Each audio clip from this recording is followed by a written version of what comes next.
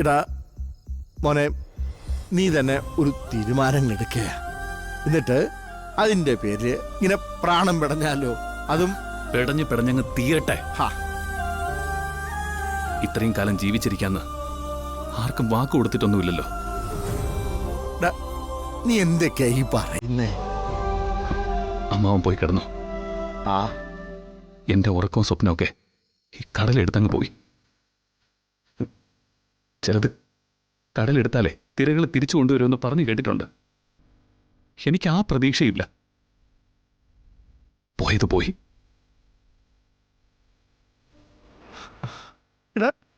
മോനെ, നീ അത് അമ്മാവൻ പണ്ട് പറഞ്ഞതൊക്കെ എനിക്ക് ഓർമ്മയുണ്ട്. തീരെ വയ്യാതാവുമ്പോ അമ്മാവന് ചാരി നിൽക്കാൻ ഒരു ചുമരാ ഞാനെന്ന്. ഇപ്പോ എനിക്ക് അത്രയ്ക്ക് ബലമൊന്നുമില്ല. ഞാൻ തന്നെ എവിടെയെങ്കിലും ചാരി നിൽക്കേണ്ട അവസ്ഥയാണ്.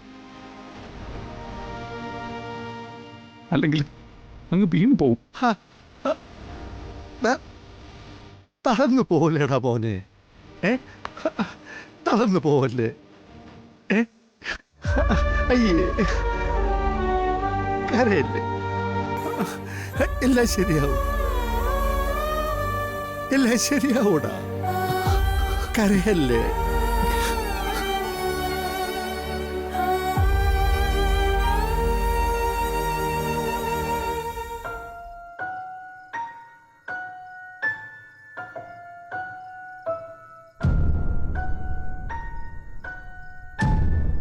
ജീവൻ, നിനക്ക് ഉറക്കമൊന്നുമില്ലേ? അക്കാര്യത്തില് നമ്മൾ രണ്ടുപേരും ഒരുപോലെയാ. ഉറങ്ങാൻ പാടില്ലല്ലോ. ശത്രുക്കൾ ഇങ്ങനെ കൺമുമ്പിൽ നിൽക്കുമ്പോ നമുക്കെങ്ങനെ ഉറങ്ങാൻ പറ്റുന്നേ? അല്ല, നാളെ മനുവിന്റെ വീട്ടുകാര് വരുന്നതിന്റെ തയ്യാറെടുപ്പിലാ ജീവനല്ലേ? അതെ. അല്ല, അതിന് നിനക്കെന്താ? എനിക്കേ ചെറിയൊരു സംശയം ഉണ്ടായിരുന്നു. അതൊന്ന് ക്ലാരിഫൈ ചെയ്ത് തന്നാ ഉപകാരം ഉണ്ടായിരുന്നു.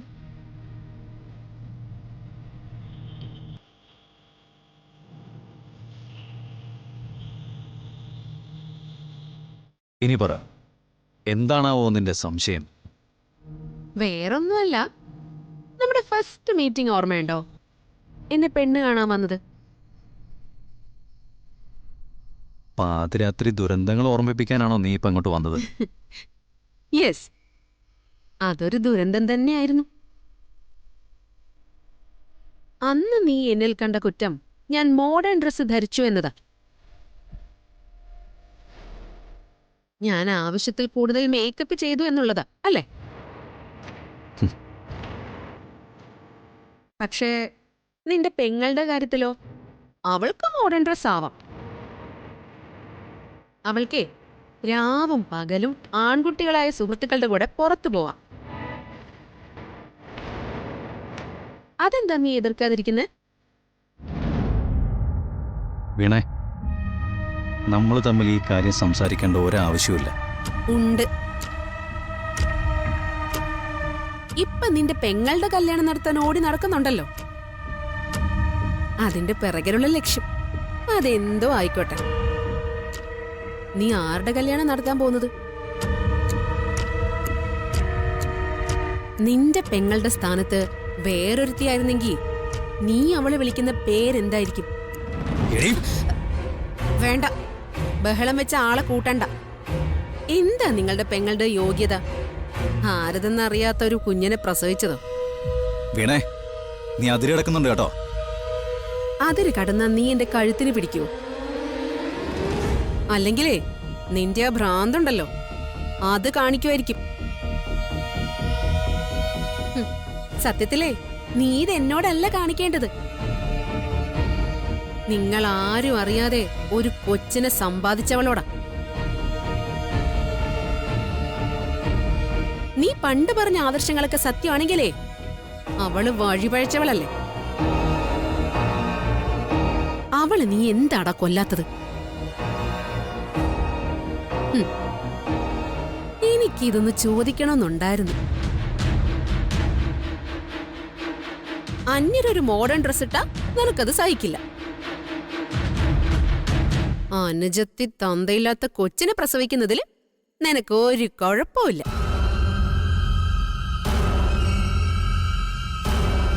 കല്യാണത്തിന് പിടിച്ചു നിർത്തുന്നതിന് മുമ്പേ അനിയത്തിയോടൊന്ന് ചോദിച്ചു, ഇപ്പൊ ചൂണ്ടിക്കാണിച്ചവൻ തന്നെയാണോ കൊച്ചിന്റെ യഥാർത്ഥ തന്തയെന്ന്.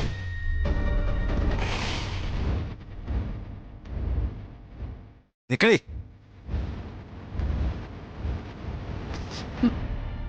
നിനക്ക് നീ ചോദിച്ചാലുള്ള ഉത്തരങ്ങളല്ലേ വേണ്ടത്? അത് ഞാൻ നിനക്ക് കാണിച്ചു തരാം. ജീവനെ നിനക്ക് ശരിക്കും മനസ്സിലായിട്ടില്ലടി. നിനക്കെന്നല്ല, ഈ വീട്ടിലുള്ള ഒരുത്തനും ജീവനെ മനസ്സിലായിട്ടില്ല. ജ്യോതിയുടെ കല്യാണം നടത്താൻ തന്നെ എൻ്റെ ഉദ്ദേശം. അത് ഞാൻ നടത്തി കാണിച്ചു തരാടി.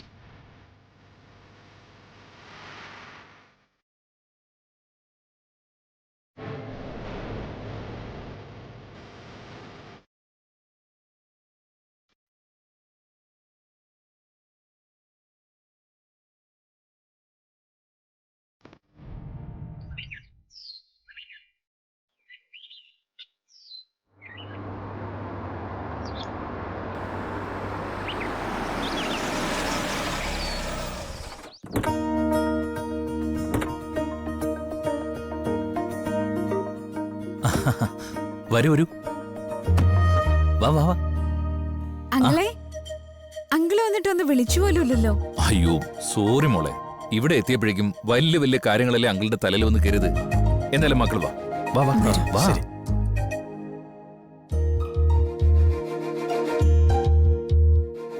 എല്ലാരും ഇരിക്കേ. അങ്കിൾ, ഇവരെ പ്രത്യേകിച്ച് പരിചയപ്പെടുത്തേണ്ട കാര്യമില്ലല്ലോ അല്ലേ? ഏയ്, അതിന്റെ ആവശ്യമൊന്നുമില്ല. പക്ഷേ എന്റെ കുടുംബത്തെ ഞാൻ പരിചയപ്പെടുത്താം. ഇത് സുജാത, എന്റെ ഭാര്യയാണേ. ഇത് നിത്യ, മരുമകളാണ്.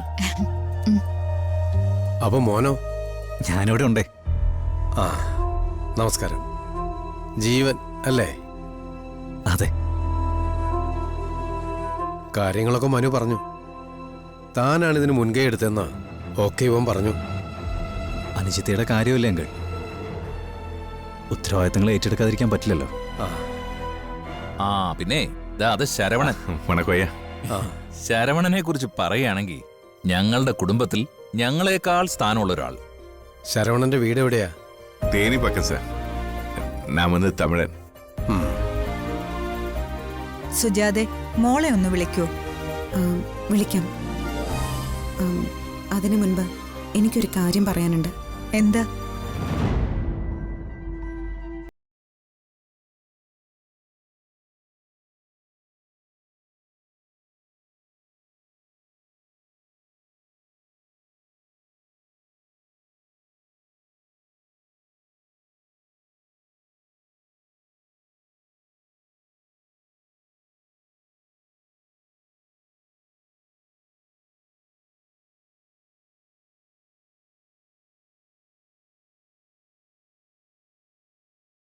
ഞങ്ങൾക്ക് ഇവൻ മാത്രമല്ലേ ഉള്ളൂ.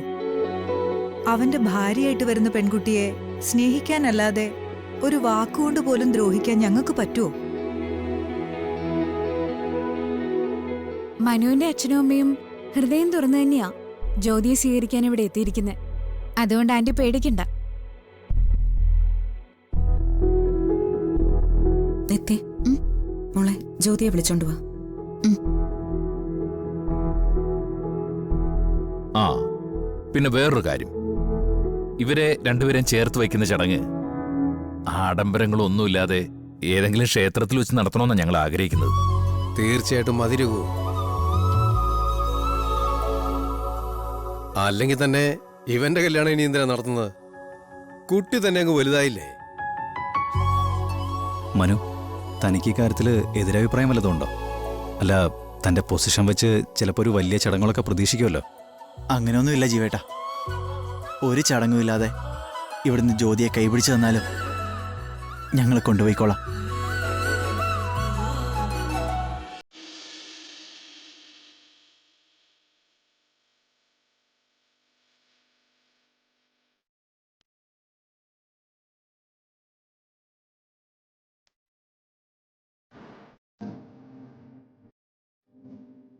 മോളെ അനുഗ്രഹം വാങ്ങിക്കേ ചെല്.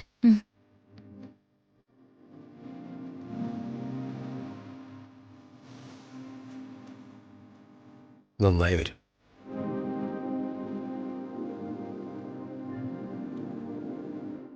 എന്താ ഒരു പേടി പോലെ? ഒന്നുമില്ല.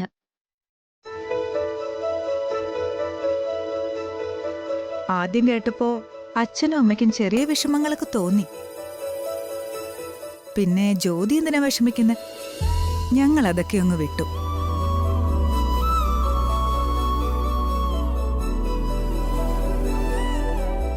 അയ്യോ മോളെ, അങ്ങനെ വിട്ടുന്നൊന്നുമല്ല. അറിഞ്ഞു കുറെ കഴിഞ്ഞിട്ട് മോളെക്കുറിച്ചാ അമ്മയുടെ സംസാരം. മോള് കാണാൻ എങ്ങനെയാ, സംസാരിക്കാൻ എങ്ങനെയാ, അങ്ങനെ ഒരു 100 കൂട്ടം ചോദ്യം. കണ്ടിട്ടില്ലാത്ത ഞാനെന്ത് പറയാനാ? കണ്ടവരാണെങ്കിൽ സ്ഥലത്തുമില്ല. അമ്മയ്ക്ക് മോളെ നന്നായി ഇഷ്ടപ്പെട്ടു കേട്ടോ.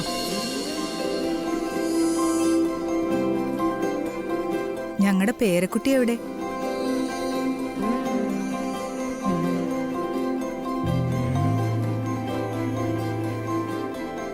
കൊച്ചുമനെന്താ ഇങ്ങോട്ട് വരാത്തേ? അവൻ കുളിക്കാം, ഇപ്പൊ വരും. അതെ, ഇനിയിപ്പോ എല്ലാവർക്കും ഒരു ടീ എടുക്കാല്ല. വരട്ടടോ, ഞങ്ങളിപ്പോ വിരുന്നുകാരല്ലല്ലോ. കുറച്ച് കഴിഞ്ഞ് നമുക്കെല്ലാവർക്കും കൂടി വട്ടമങ്ങിയിരിക്കാന്നേ.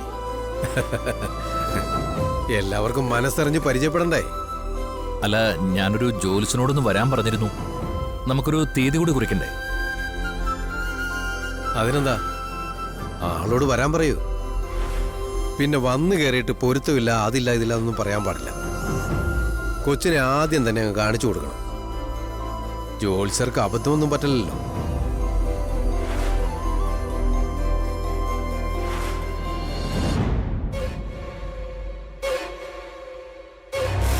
ഹരിസാറേ,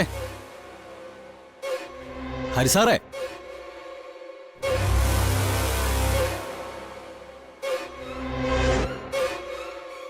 സാറവിടെ ഉണ്ടായിരുന്നു. എന്നിട്ടെന്താ അങ്ങോട്ട് വരാത്തെ? അവിടെ മനുവിന്റെ അച്ഛനും അമ്മയൊക്കെ വന്നിരിക്കുക. കല്യാണത്തിന്റെ ഡേറ്റ് നിശ്ചയിക്കാൻ വേണ്ടി ജോത്സ്യനെ വരെ വിളിച്ചിരിക്കുന്നു.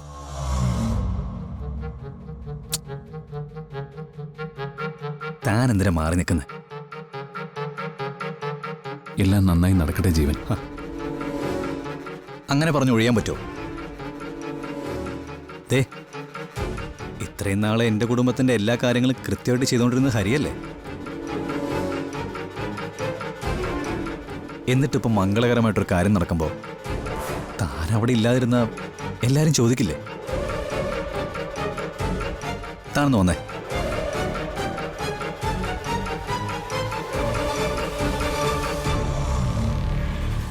ഇത്രയും കാലം ഞാൻ സുജാത ആൻറ്റിക്കും കുടുംബത്തിനും ചില സഹായങ്ങളൊക്കെ ചെയ്തു കൊടുത്തിട്ടുണ്ട്. അതവിടെ ആളില്ലാത്തതുകൊണ്ട്. ഇപ്പൊ പിന്നെ നിങ്ങളൊക്കെ ഉണ്ടല്ലോ. നിങ്ങളുടെ കുടുംബത്തിലെ കാര്യങ്ങൾ നിങ്ങൾക്ക് കൈകാര്യം ചെയ്യാവുന്നതല്ലേ ഉള്ളൂ. ഇതല്ലടാ ഹരിസാറേ, ഇത്രയും കാലം ഞാൻ നിന്നോട് പറഞ്ഞുകൊണ്ടിരുന്നേ. നീ നിന്റെ കുടുംബത്തിലെ കാര്യങ്ങൾ നോക്കി ഇതിനകത്തിരുന്നാ മതി. എൻ്റെ കുടുംബത്തിലേക്ക് എത്തിച്ചു നോക്കാനും അതിലെ അഭിപ്രായങ്ങൾ പറയാനും വരണ്ട. അപ്പം തനിക്കത് മനസ്സിലായില്ല. കാണാൻ പാടില്ലാത്ത കാഴ്ചകൾ ഒരുപാട് കൺമുമ്പിലൂടെ കടന്നു പോകും. അപ്പം നിന്റെ ഉള്ളു പൊള്ളുവെന്നേ എനിക്ക് നന്നായിട്ടറിയാം. ഞാൻ പറയാറില്ലേ,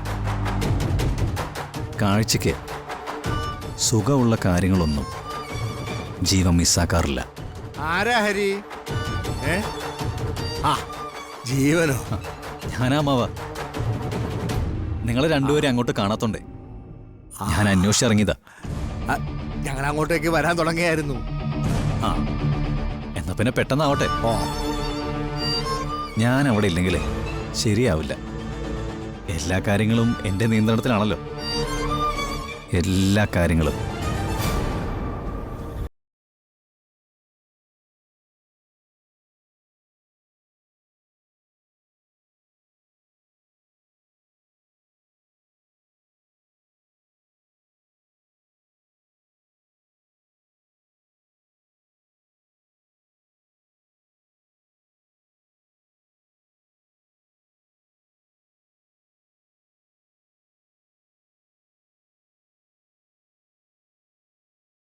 എന്നില്ല എന്നുള്ള പരാതിയെങ്കിലും തീരട്ടെ.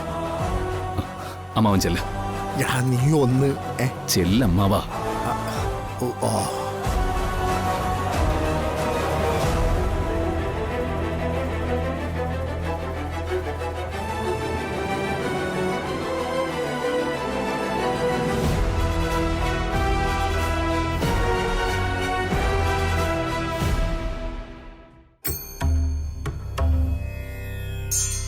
ആ വാ വാ വാ ഇരിക്കിരിക്കെ ആ ഇരിക്കേട്ടാ. ഓ, അതെ, കുടുംബക്കാരൊക്കെ ഈ നേരത്താണോ കയറി വരുന്നത്? ആ ഇത് നമ്മുടെ രാമകൃഷ്ണേട്ടൻ. ഓ ഇവര് നമ്മുടെ മുകളിലാ താമസിക്കുന്നത്. നമസ്കാരം. ഹൗസ് ഓണറാ. അതെയോ? ഹരിയെക്കുറിച്ചും അമ്മാവനെ കുറിച്ചും ഒക്കെ വിശദമായി തന്നെ ആന്റിയോടും അങ്കിളിനോടും ഞാൻ പറഞ്ഞിട്ടുണ്ട്. ഓ അല്ല, ഹരി എവിടെ? അവന് അവന് അവന് ചെറിയൊരു തലവേദന.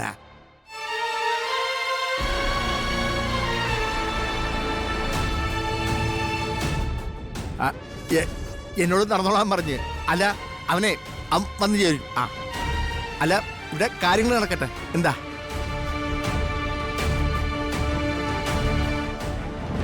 അപ്പൊ നമുക്ക് ദിവസം നോക്കാം അല്ലേ?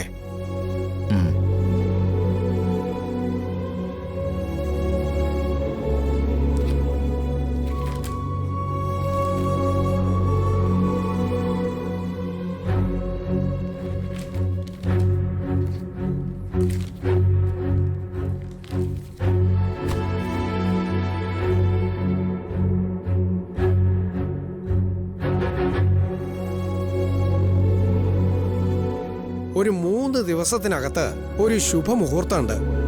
അത് കഴിഞ്ഞാ പിന്നെ ഒരു 2-3 മാസം തള്ളിപ്പോവും.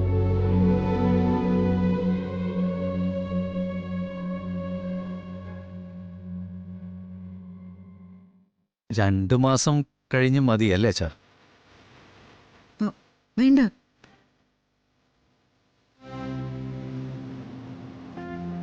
നമ്മൾ വലിയ ആഡംബരമായിട്ടൊന്നും നടത്തുന്നില്ലല്ലോ. അപ്പൊ പിന്നെ 3 ദിവസം കഴിഞ്ഞുള്ള മുഹൂർത്തം എടുത്താലും കുഴപ്പമൊന്നുമില്ല അല്ലേ രഘുവേട്ട?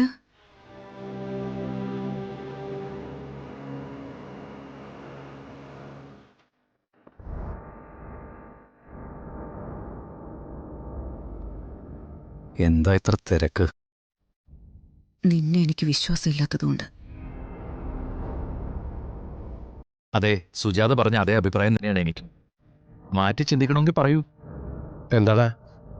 എനിക്ക് വിരോധമൊന്നുമില്ല. പിന്നെ ആർക്കാ വിരോധം? എങ്കിൽ പിന്നെ അത് തന്നെ നോക്കാം. എന്തിനാ വൈകിക്കുന്നത്?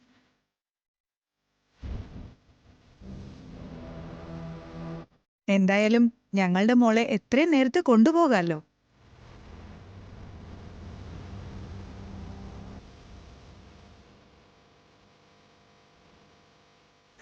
അല്ല, ഒരു കണക്കിന് ആ തീരുമാനം നന്നായി.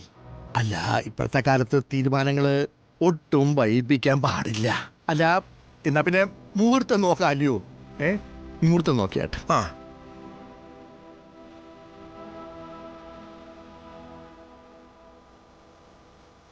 16-ാം തീയതി രാവിലെ 9:30-നും 11 മണിക്കും ഇടയിലാണ് മുഹൂർത്തം.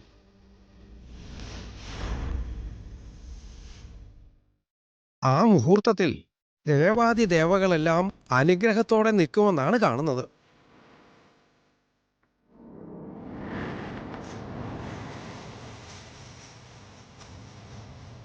എങ്കിൽ പിന്നെ ഞാനിത് മടക്കിക്കോട്ടെ.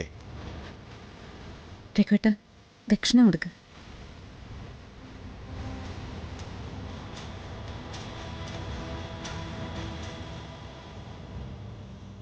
ഭഗവാനെ കാത്തോളേ.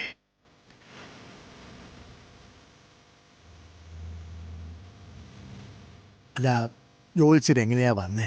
ഞവനെ ഹരിയോട് കൊണ്ടുപോയി വിടാൻ പറയാൻ.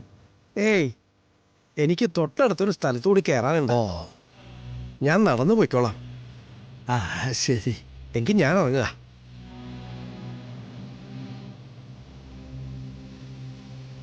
ആ അപ്പോ ഇടിപിടി എന്ന് പറഞ്ഞൊരു കല്യാണിങ് വന്ന് കയറിയിരിക്കുകയാണ് അല്ലേ സുജാതെ?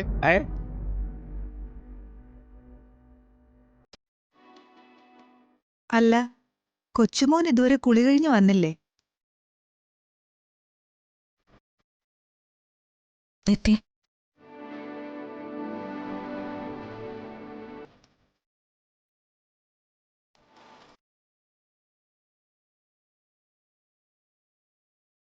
ജ്യോതി, അമ്മയോട് കാര്യങ്ങളൊക്കെ ചോദിച്ച് മനസ്സിലാക്കി വെച്ചോട്ടോ.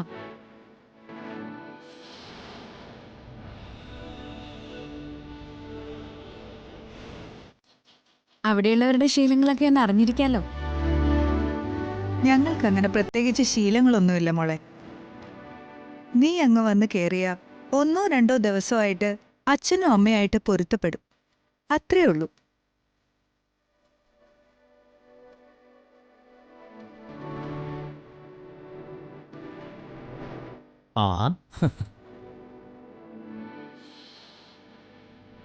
മോർണിംഗ് വന്നേ.